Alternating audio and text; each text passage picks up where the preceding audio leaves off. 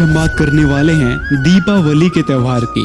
दोस्तों, प्रत्येक वर्ष कार्तिक की अमावस्या को मनाए जाने वाला भारतवर्ष का यह सबसे बड़ा त्योहार है। बड़े ही हर्ष उल्लास से मनाए जाने वाले इस त्योहार से जुड़ी कुछ ऐसी बातें आपके सामने रखने वाले हैं जिसे सुनकर आप विश्वास नहीं करेंगे। दोस्तों, रावण वध के बाद श्री राम जी के आगमन के 2 वर्ष बाद ही अयोध्यावासी दिवाली के त्योहार को मनाना बंद कर चुके थे। लोग पटाखे से अनावश्यक रूप से ध्वनि प्रदूषण और वायु प्रदूषण फैलाते हैं एवं शास्त्र विरुद्ध साधना करते हैं। अब इस त्योहार ने मात्र एक आडंबर का रूप ग्रहण कर लिया है।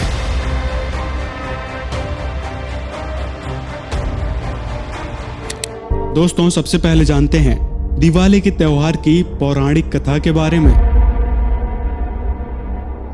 हिंदू मान्यताओं के अनुसार त्रेता युग में भगवान विष्णु के अवतार श्री राम जी और माता सीता को 14 वर्ष का वनवास हुआ था। वनवास के दौरान ही रावण ने सीता जी का हरण किया।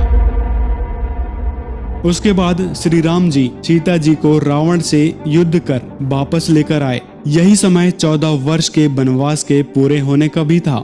अधर्मी रावण से माता सीता को वापस लेकर जब श्री राम अयोध्या वापस लौटे तो अयोध्या वासियों की प्रसन्नता का ठिकाना नहीं था। अपने प्रिय राजा रानी के आगमन की शुभ सूचना पाकर अयोध्या वासियों ने दीपक जलाकर उस अमावस्या की अंधकारमयी रात्रि को भी जगमग और उज्जवल किया और श्री राम और माता सीता के आगमन की खुशी मनाई। किंतु दिवाली का यह त्योहार अयोध्या वासियों द्वारा सिर्फ 2 वर्ष ही मनाया जा सका। आखिर क्यों अयोध्या वासियों ने बंद कर दिया दिवाली का त्योहार?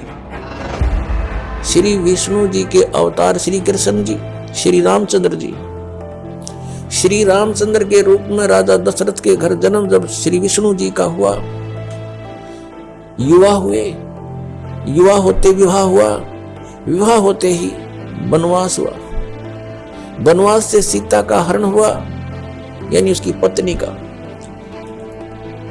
रावण उठा ले गया और फिर रावण के साथ युद्ध हुआ। पुण्यात्माओं, करोड़ों व्यक्ति मारे गए वहां पर। तब सीता की वापसी हुई। वापसी आने पर बड़ी खुशी बनाई। नगरी में दीप जलाए गए घी के।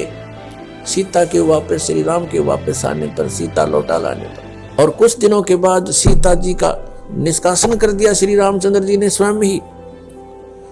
किस बात पर के एक धोबी ने व्यंग कस दिया। वो अपनी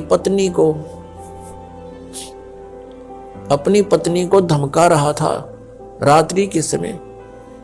वो किसी उस आपस में कहा-सुनी होने से उस धोबी की पत्नी घर से बाहर चली गई थी कहीं अपने रिश्तेदारी में।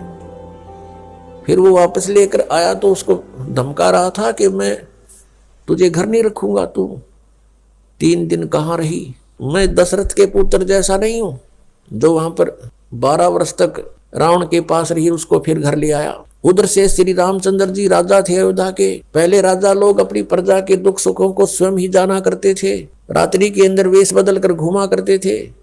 ये बात जब देखा कि किस घर में क्या आवाज आ रही है, वहां खड़ा होकर सुना, तब उसने सुनने को मिला कि मैं उस राजा दशरथ के पुत्र रामचंद्र जैसा नहीं हूं जो रावण के पास उसकी पत्नी रही और उसको घर में रखे हुए है, तो सुबह निकल जाना यहाँ से। इस बात को सुनकर ही श्री रामचंद्र जी ने सीता जी को निष्कासित कर दिया, निकाल दिया घर से कि नगरी के लोग मेरे ऊपर व्यंग कस रहे हैं और मैं ये बात नहीं सुन सकता।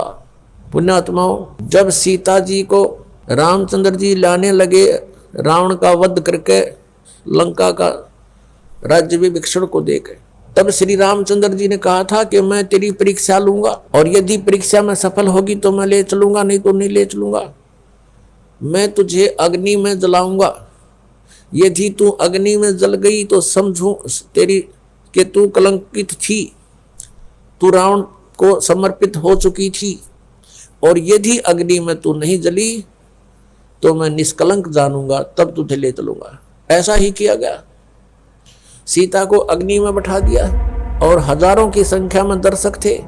सीता जी नहीं जली और सब ने कहा कि भगवान निष्कलंक है, माई निष्कलंक है। और इतनी कठोर परीक्षा लेकर के वापस अपने घर लाया था और फिर एक व्यक्ति के कहने से श्री रामचंद्र जी ने उसको निकाल दिया अपनी पत्नी को। तो कहाँ गई वो उसका अपना जजमेंट? तो ऐसे ये राजा के योग भी नहीं थे ये लोग, और हम इनको भगवान मान रहे थे। एक गर्भवती औरत को अपनी को घर से बाहर निकाल देता है, कहीं मरो कहीं जाओ, कोई बात थी? या परीक्षा लेने की क्या जरूरत थी? और क्यों इतनी दुनिया मरवाई, फिर छोड़ देता रहे, रावण के पास ही रहती हो। पुण्यात्माओं, यहाँ का राजा काल भगवान है, और ये नहीं चाहता कि यहाँ के प्राणियों को परमात्मा का पता लग जाए, जिस कारण से इसने इनको भगवान सिद्ध करवा रखा था अपने नकली दूतों के माध्यम से।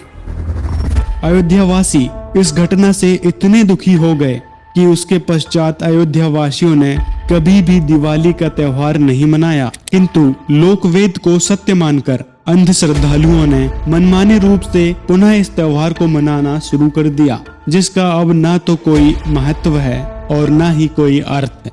सीता माता और मर्यादा पुरुषोत्तम श्री राम अलग अलग हो चुके थे, तब अयोध्यावासियों के लिए दिवाली का कोई अर्थ नहीं रह गया था। प्रत्येक वर्ष लोकवेद के अनुसार मनमाने ढंग से ही सुख समृद्धि के लिए दिवाली मनाई जाती है। भारतवर्ष में केवल हिंदू ही नहीं बल्कि सिख और जैन धर्म के लोगों द्वारा भी इस त्योहार को मनाया जाता है। जैन धर्म के लोग इस त्योहार को महावीर जैन के मोक्ष दिवस के रूप में मनाते हैं तथा सिख समुदाय इसे बंदी छोड़ दिवस के रूप में मनाते हैं। यहाँ उल्लेख करना आवश्यक है कि वेदों में पूर्ण परमात्मा का नाम कबीर देव लिखा है, उसे ही बंदी छोड़ भी कहा जाता है। उसका नाम कबीर है, वह पाप नाशक है और बंधनों का शत्रु होने के कारण उसे बंदी छोड़ कहा जाता है।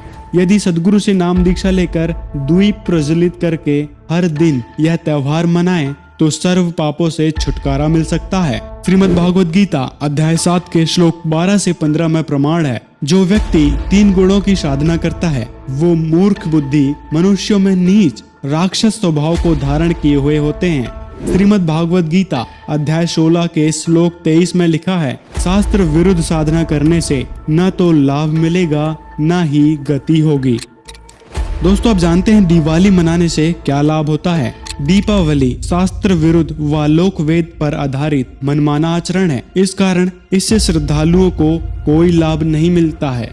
लक्ष्मी जी और गणेश जी की पूजा से कोई लाभ नहीं है, क्योंकि यह शास्त्रों में वर्णित साधनाएं नहीं हैं। व्यक्ति अपने कर्मानुसार ही फल पाता है। निर्धन व्यक्ति कितना भी ध्यान से पूजा करे, यदि उसके भाग्य में धन नहीं है तो उसे पूर्ण परमेश्वर कबीर जी के अतिरिक्त विश्व में अन्य कोई देवी देवता उसे धन नहीं दे सकते। भाग्य से अधिक आकांक्षा रखने वाले को पूर्ण परमेश्वर की भक्ति करनी चाहिए।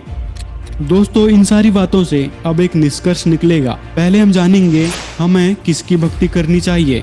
श्रीमद् देवी भागवत महापुराण में देवी जी यानी दुर्गा जी अपने से अन्य किसी और भगवान की भक्ति करने के लिए कह रही हैं। इससे स्पष्ट है कि देवी दुर्गा से भी ऊपर अन्य कोई परमात्मा है जिनकी भक्ति करने के लिए दुर्गा जी निर्देश दे रही हैं। इससे स्पष्ट है कि देवी दुर्गा जी की भक्ति करना भी व्यर्थ है। वह पूर्ण परमात्मा तो कोई और है।